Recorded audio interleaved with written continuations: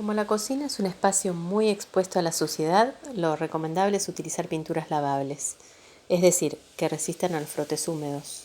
Fíjate en la demostración que te hice que la pintura no se remueve para nada, solamente las manchas y muy fácilmente.